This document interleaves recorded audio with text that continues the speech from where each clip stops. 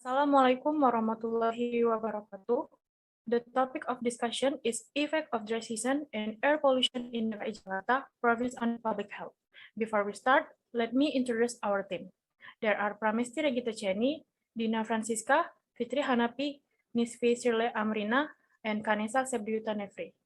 The discussion is about to begin, so let's get started. Indonesia is a tropical country which causes the seasons in Indonesia to be divided into two parts, namely the rainy season and the dry season. In this video, we will focus on discussing the dry season in Indonesia related to air pollution and public health, especially in the Jakarta area. Climate change means significant changes in climate, air temperature, and rainfall ranging from decades to millions of years. It is undeniable that climate change is closely related to air pollution. As we know, the dry season is a condition where there is a decrease in rainfall and humidity in some parts of Indonesia. The dry season in Indonesia usually takes place during the months of April until September.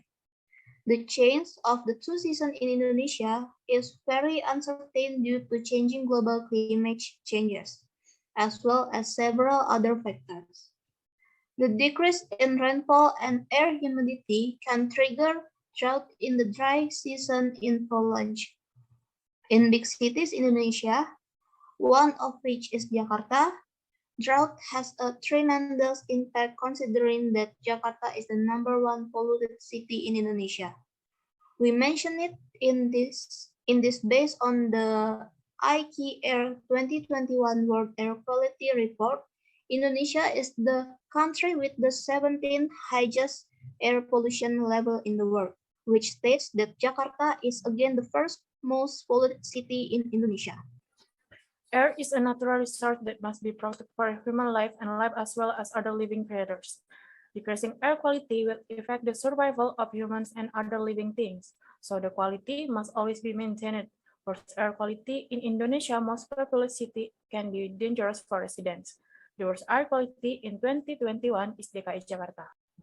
The poor air quality in Jakarta, which has extended the Baku Mutu Udara Ambient Nasional or BMUAN, is a crucial problem that Jakarta residents have blamed for the Governor of DKI Jakarta, Mr. Anies Baswedan. The issue of the right to the clean air itself has actually been regulated in the law of the Republic of Indonesia, number 32 of 2009 concerning environmental protection and management. Considering that declining air quality also affects public health, this is also contrary to the law of the Republic of Indonesia number 36 of 2009 concerning health. Law on Health, Law number 36 2009, Chapter 1, General Provision, Article 1. Health is a health condition physically, mentally, spiritually, and socially, so that enabling any person to live a productive life socially and economically. Chapter 3, Right and Obligation, Article 6. Every people shall have the right to have healthy environment in order to achieve health degree. The right to clean air has been regulated by Law number 32 of 2009 concerning environmental protection and management. According to the Senior Traction Manager Unit, Ricky Amokti, in judgment, there are three main factors causing air pollution in Jakarta. That it was the power plants and also from the transportation sector. However, the most dominant cause of air pollution in Jakarta are power plants by 30% and the transportation sector by 50%. This statement is supported by data from the Badan Pusat Statistik (BPS) of DKI Jakarta Province regarding the number of motorized vehicle by type of vehicle in DKI Jakarta Province, which are categorized by vehicle type, that there are 20,221,821 motorized vehicle in DKI Jakarta. in 2020, the Badan Meteorology, Climatology, and Geophysica (BMKG) mentioned a number of factors related to the high concentration of pollution in Jakarta, one of which was caused by the dry season.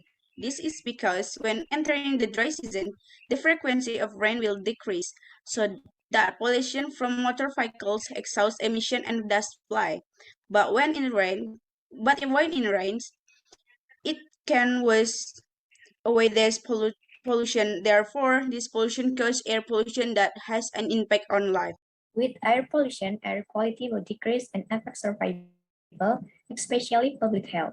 Health problems that can be caused by air pollution are respiratory disorders such as asthma, URT, and lung cancer. In addition, air pollution can also end in reduced oxygen levels in the human body. Another serious effect of air pollution is that it can cause the earth temperature to rise and seawater to rise.